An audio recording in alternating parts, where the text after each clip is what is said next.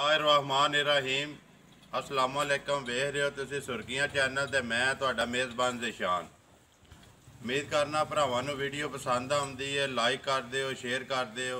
सब तो पहला अपने चैनल नूं करना सबसक्राइब ते बैल आइकन दा बटन जरूर दबा लेना ताकि साडी आउण वाली नवीं तो नवीं वीडियो जिहड़ी तुहाडे तक बआसानी पहुँच सके।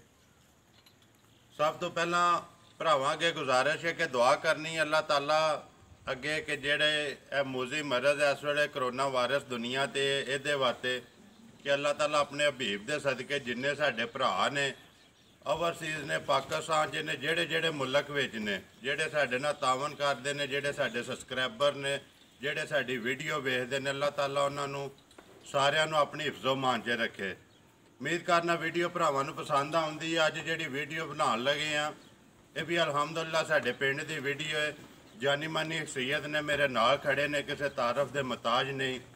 उन्होंने डेरे से असीं इस टाइम मौजूद हाँ। उन्होंने को जानवर एक जोड़ा उन्होंने सेल करना जानवर तो माशाअल्लाह सारे ही उन्होंने ने सारे ही सोहने ने पर एक जानवर है जोड़ा उन्होंने इस टाइम सेल करना है। डॉक्टर गफूर साहब ने डॉक्टर गफूर को असीं इस टाइम खड़े हाँ। ये डंगरां दे डॉक्टर भी ने। इंशाअल्लाह असीं नैक्सट जिहड़ा इन्हां नाल वीडियो जिहड़ी एक दो इंशाअल्लाह बना दे डंगरां दी जिहड़ी बीमारी है उहदे ते ना कि जेड़े बीमार होंदे ने डंगर उन्हां दी बीमारी दे जेड़ा देसी इलाज है ना इंशाअल्लाह असीं ओह वीडियो बना दे। वीडियो शुरू करने आ।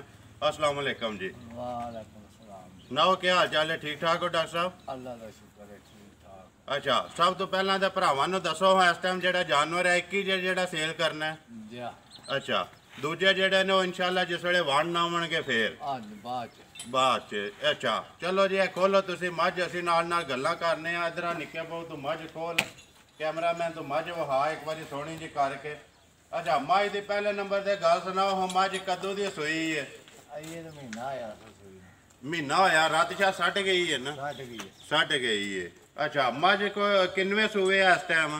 दूजे सूए झोटी। दूजे सूए मुँह च जवान है? जवान तो चौकी लगी। चौकी लगी है ठीक है। मझ दा मगर जाके अजे कट्टी ठीक हो गया। मझ को कितना दुध जे डॉक्टर साहब जेड़ा इस टाइम तुसीं चो लैंदे हो? इस 15-16 से 15-16 किलो इस टाइम। जे कोई भरा आवे तो पूरा कराओगे दुध? बिल्कुल चो के पूरा कराओगे ठीक हो गया जी। जानवर जेड़ा माशाअल्लाह तुहाडा सोहना असीं तो वहा छड़िया।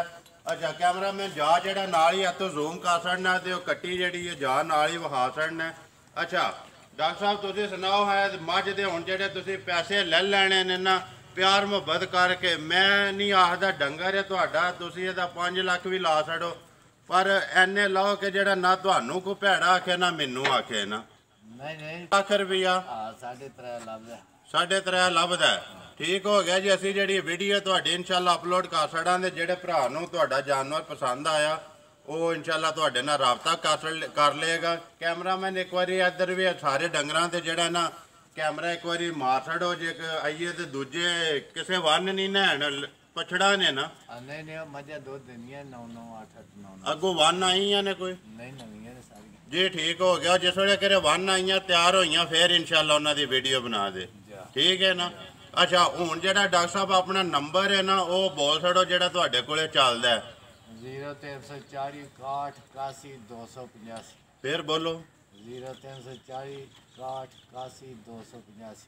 ठीक हो गया जी। नंबर जेड़ा असीं तुहाडा इंशाअल्लाह स्क्रीन ते ला छड़ांदा जेड़े भरा नूं पसंद आवेगी इंशाअल्लाह वो तुहाडे नाल राबता कर लेगा।